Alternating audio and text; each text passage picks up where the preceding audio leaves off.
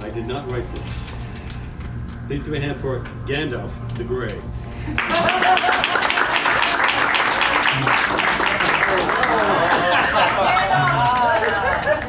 Oh my God. It's right there.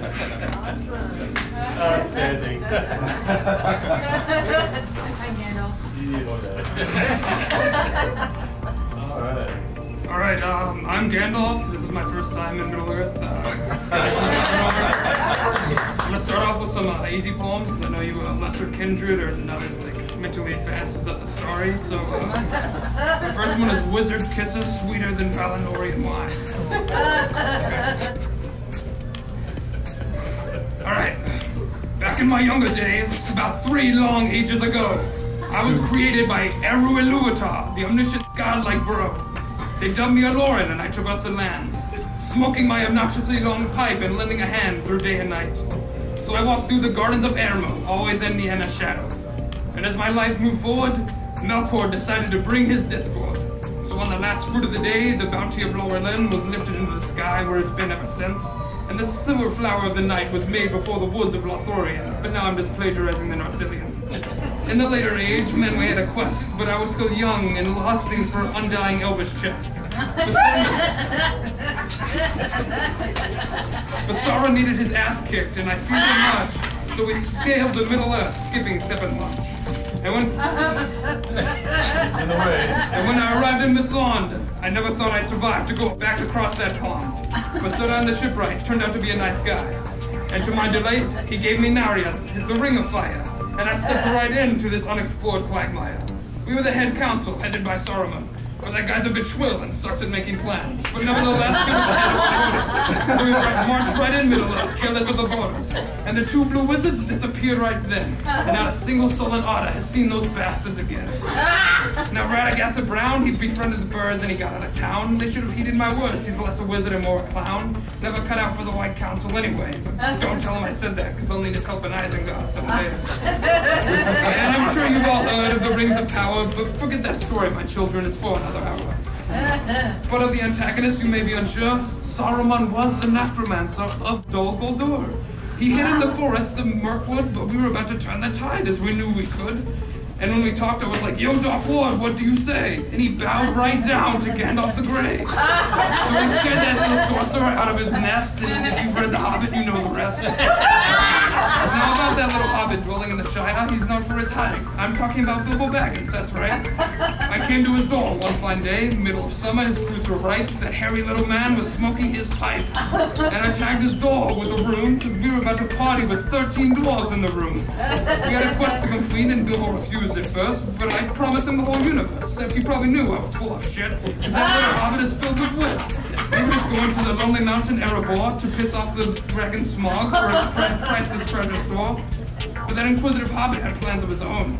He found Sauron's ring, and none of us had known. I think there's more to this hobbit than meets the eye, because he stopped the 4-army war, and he's just a nice guy. He stole the Arkenstone, the equivalent of a dwarvish holy grail.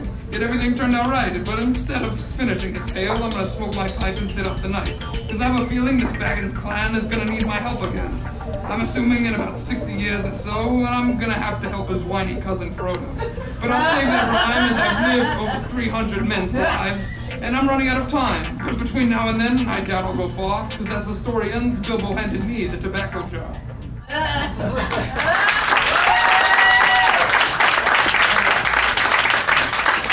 my next one is, what happened next? Much like the universe, this poem begins with a party. And if of that fact you're unsure, think again, because Eru Iluvatar wrote it in Sharpie.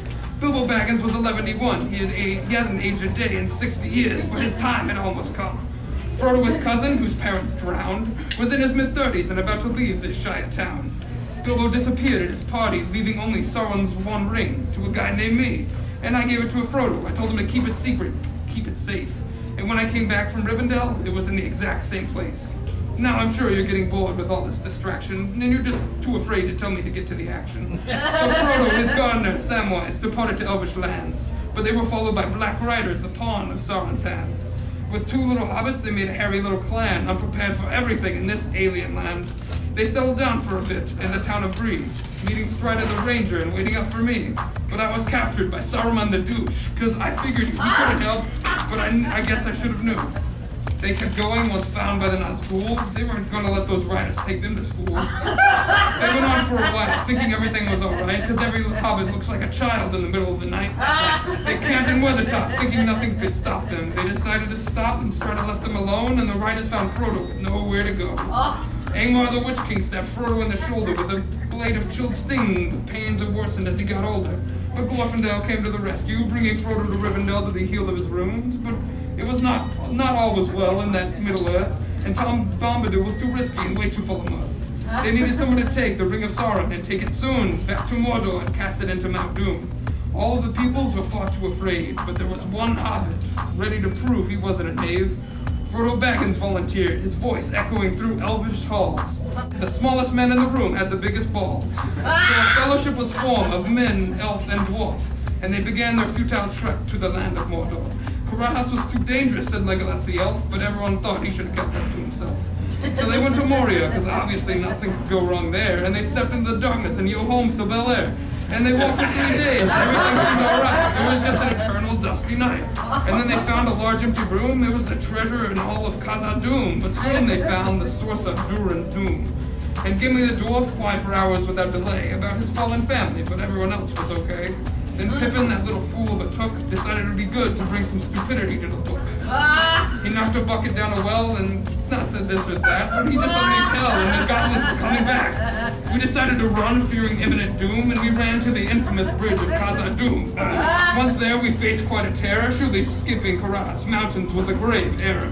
And the Balrog came forth, wielding a flaming whip, and I unsheathed my sword, preparing for an ego trip. I looked back at the fellowship, seeing I had no more words, and I stared at them wisely and said, "Fly, you fools." I turned around and looked at Balrog in the eye, and I said, "My name is Gandalf, beast of Morgoth, prepare to die." So I gripped my sword, ready for the end, refusing the help of all of my friends. I took my staff in my hand, thinking it would be my last, and if what happened next, if anyone asks, all I said was, "You shall not pass."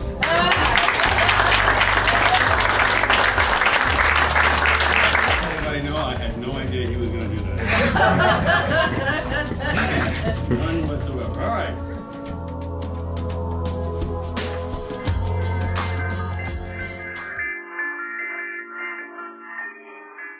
I'm going to say one poem.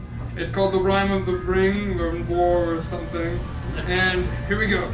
They said I was late. For the sake of this rhyme, I responded, "A wizard arrives always on time." And then the War of the Ring came, and we fought it well. Pippin was afraid of dying, but I had much wisdom to tell. Dying isn't something to fear, it isn't the end. Take it from me, my friend, young Peregrine Took. I've already died once in this book. So he manned up, ready to face his fate, and he killed the Witch King without any delay. And Strider challenged the Dark Lord, and we rode to the back gate, meeting the mouth of Sauron at its door. And he flashed the mithril mail in elvish brooch, and we were certain that Frodo had met his doom. And but a short while later, and several hundred dead orcs, the Tower of Barad-dûr crumbled, and Frodo came out greater. The ring was destroyed, and all was well again.